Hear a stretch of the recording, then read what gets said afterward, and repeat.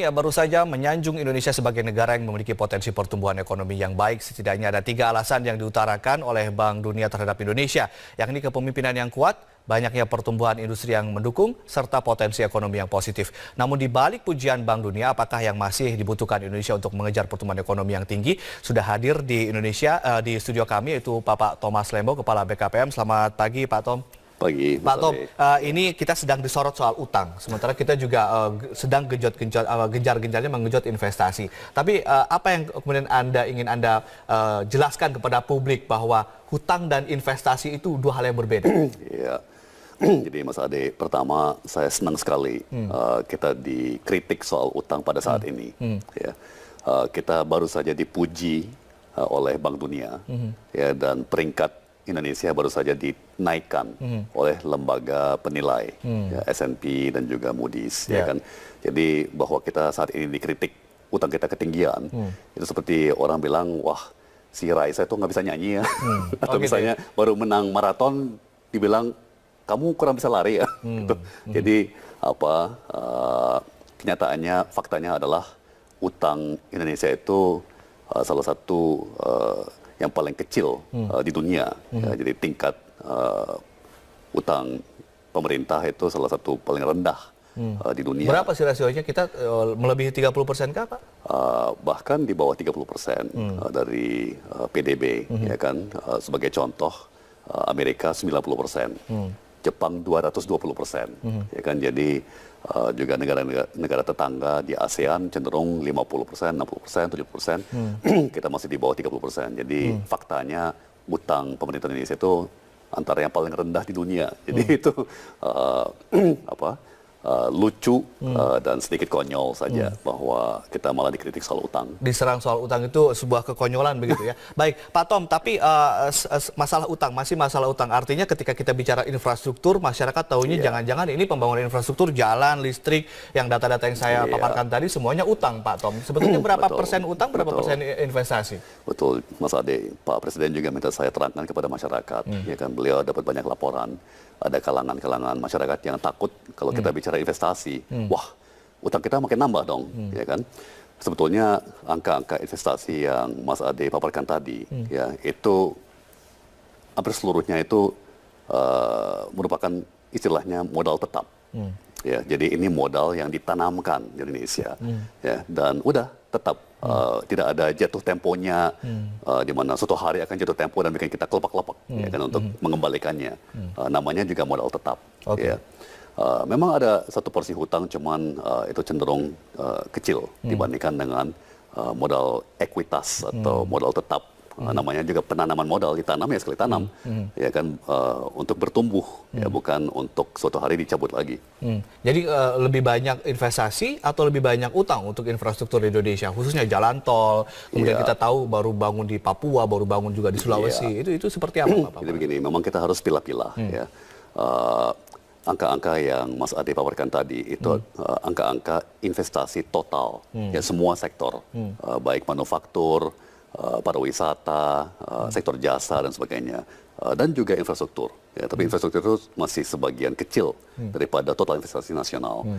Memang harus diakui, khusus di bidang infrastruktur itu ada kenaikan hutang, ya, dan bahkan subsektornya lagi, yaitu BUMN tertentu di bidang infrastruktur itu ambil utang cukup banyak, ya, untuk menggenjot pembangunan infrastruktur. Ya, tapi itu hanya subsektor dari suatu subsektor, ya kan? Jadi jangan dianggap seluruh negara utangnya naik. Jadi kondisinya sekarang adalah mengundang investor untuk membangun infrastruktur atau membangun infrastruktur untuk mengundang investor datang. Karena investor datang juga pasti ingin melihat infrastrukturnya dulu kan? Dua-duanya, Mas.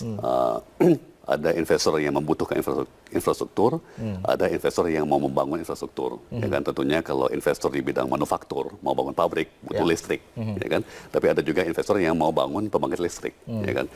Cuman balik lagi, investasi apakah didanai dengan modal tetap atau didanai dengan utang? Ya, tentunya kita semakin menginginkan didanai dengan modal tetap, ya kan, modal permanen, ya kan. Dia menetap di sini dan tidak jatuh tempo suatu saat dan harus dikembalikan. Banyak yang bilang untuk investasi infrastruktur di Indonesia peminatnya tidak sebesar untuk sektor yang lain. Betul demikian, Pak Tom? Betul, Mas Ade. Ini yang sering dikeluhkan oleh Pak Presiden, ya, bahwa selayaknya pengembang infrastruktur itu mirip-mirip dengan pengembangan properti, di mana pengembang itu membangun, kemudian menjual, dapat uang, dapat profit atau keuntungan, bangun lagi, jual lagi, bangun lagi, jual lagi. Nah, ini mekanisme bangun, jual, bangun lagi itu masih kurang jalan. Ya. Ini sekarang membangun, ambil utang, membangun lagi. Jadi dan proses di infrastruktur untuk menjual ke swasta itu namanya sekuritisasi. Ini yang selalu digarisbawahi oleh Pak Presiden. Ya. Sekuritisasi ini penting banget, ya kan, karena banyak investor dan misalnya bahkan rumah tangga yang mau punya tabungan, ya mereka perlu investasi seperti infrastruktur. Tapi investor luar negeri cukup tertarikkah dengan untuk investasi di bidang infrastruktur di Indonesia? Karena kita tahu bahwa kita sangat butuh dana untuk itu, ketimbang utang mendingan investasi, kan? Minat investor untuk masuk ke infrastruktur itu tinggi sekali, ya, sangat-sangat tinggi sekali. Seperti Pak Presiden sering mengatakan, yang menjadi kendala adalah diri kita sendiri. Kita membelit-belit diri kita sendiri, ya kan, dengan peraturan-peraturan, dan terus terang kita masih belum biasa untuk melepas infrastruktur itu kepada investor swasta. Ya. Kita cenderung diwariskan suatu budaya di mana kita sudah terbiasa semua infrastruktur itu di tangan BUMN, ya kan. Tapi di negara maju hampir semua infrastruktur itu dimiliki melalui pasar modal, ya, oleh dana pensiun, oleh perusahaan asuransi, ya kan. Berarti ujungnya dimiliki oleh rakyat, ya kan. Tapi melalui mekanisme swasta, bukan melalui mekanisme BUMN. Kesulitannya apa sekarang? Apakah di peraturan atau seperti apa, Pak Tom? Karena Anda bilang tadi kita cenderung untuk membelit-belit diri sendiri, gitu kan. Akhirnya ujung-ujungnya kan rakyat melihat ternyata pemerintah lebih memilih utang daripada untuk investasi, karena ada beberapa mekanisme investasi yang menurut Anda tidak bisa dijalankan di Indonesia. Apa yang mungkin bisa dijelaskan nih? Contoh realnya, ketika misalnya di sebuah jalan tol misalnya. Iya. Mungkin begini, Mas Ade, sekali lagi kita ini berada dalam suatu kondisi di mana udah terbiasa infrastruktur itu dipegang oleh BUMN, bandara-bandara dipegang oleh Angkasa Pura, ya kan, jalan tol dipegang oleh Jasa Marga, ya kan.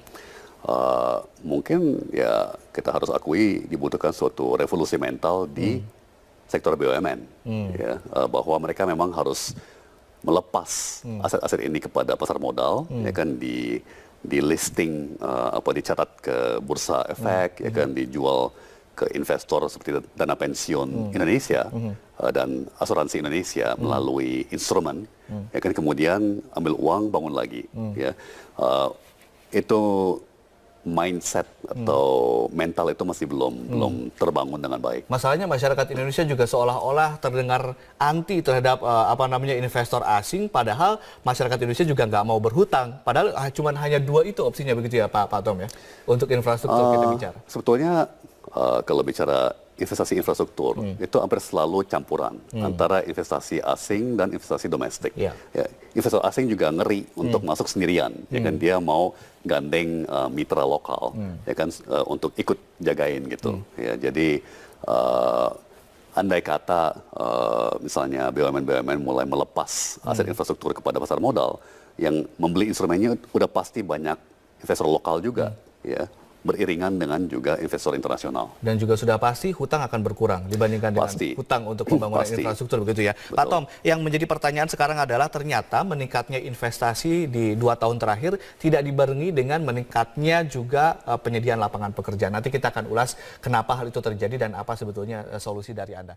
Dan Menteri Keuangan menjelaskan pertemuan itu bertujuan untuk meningkatkan pemahaman ketiga lembaga rating tersebut dalam memahami kondisi perekonomian Indonesia serta kebijakan yang sudah dikeluarkan oleh pemerintah. Dalam keterangan resmi S&P pada 1 Juni 2016, rating utang Indonesia masih di level BB+ untuk surat utang jangka panjang dan B untuk surat utang jangka pendek. Sementara itu untuk bisa masuk peringkat layak investasi dari S&P, Indonesia harus memperoleh kredit rating BBB- atau lebih tinggi.